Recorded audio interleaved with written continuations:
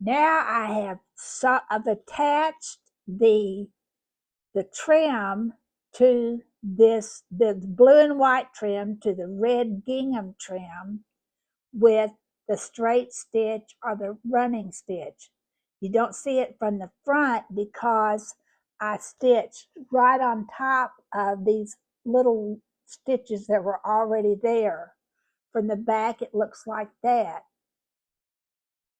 All right, now I've already knotted this, but I'm going to show you how to knot it again. You make tiny stitches at the end, pull the thread almost through, and then loop your needle through the thread before you completely pull it through. I do that twice.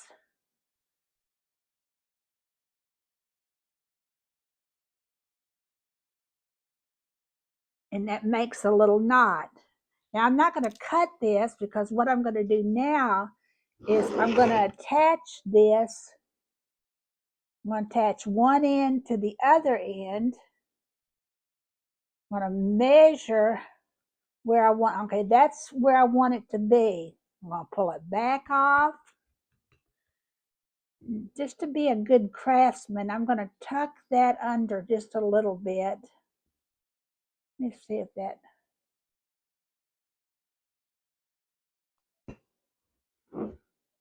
Now, I backed it up just a little bit so that I could pull this under and kind of hide that edge.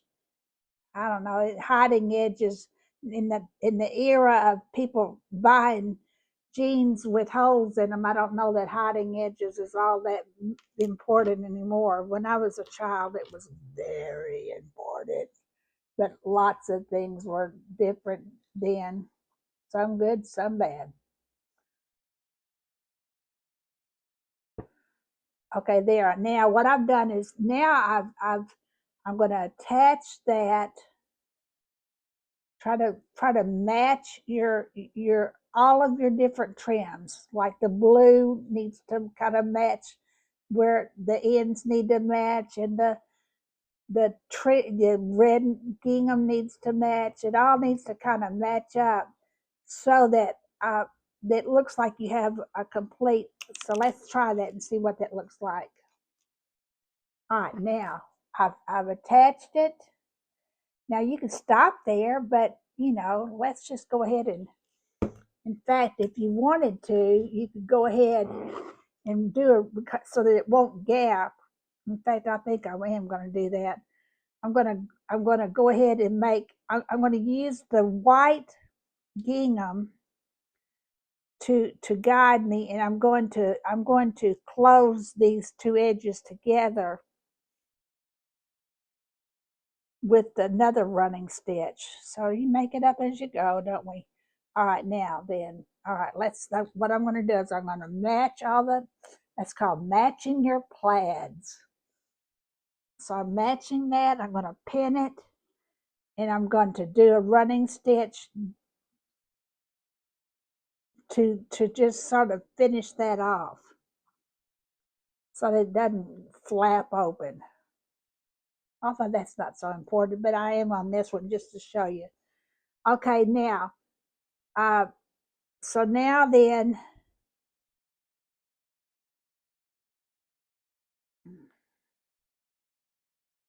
now right here, I don't know whether you can see it or not, but there's a little blue thread that's kind of running errant, and I'm going to push that underneath there, that blue thread, and try to stitch him back into compliance.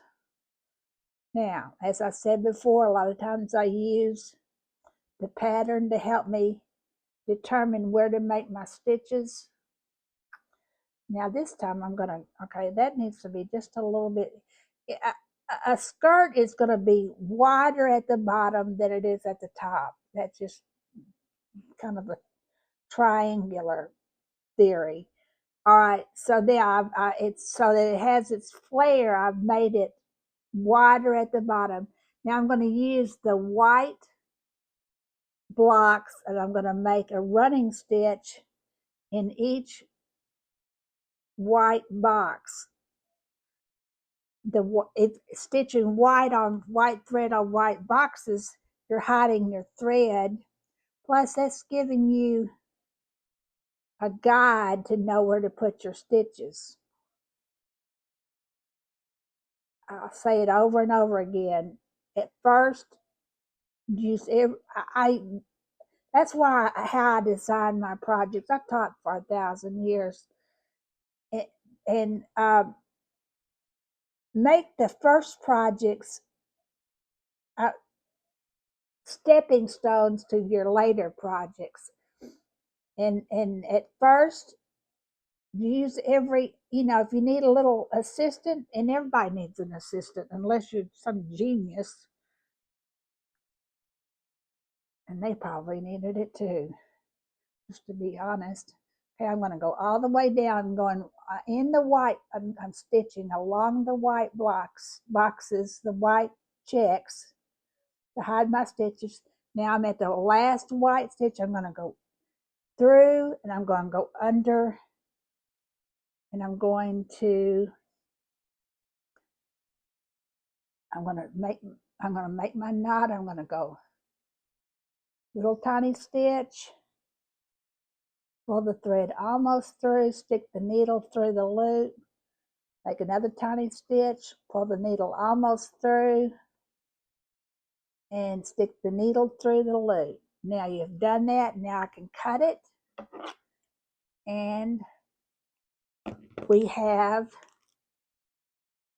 we've made a little skirt for our bottle.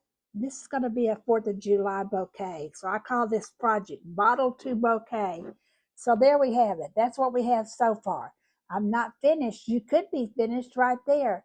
But I'm going to show you how to attach a button or two so that you've learned, you've practiced your running stitch, and then I'm going to show you how to sew a button. So I'll be right back.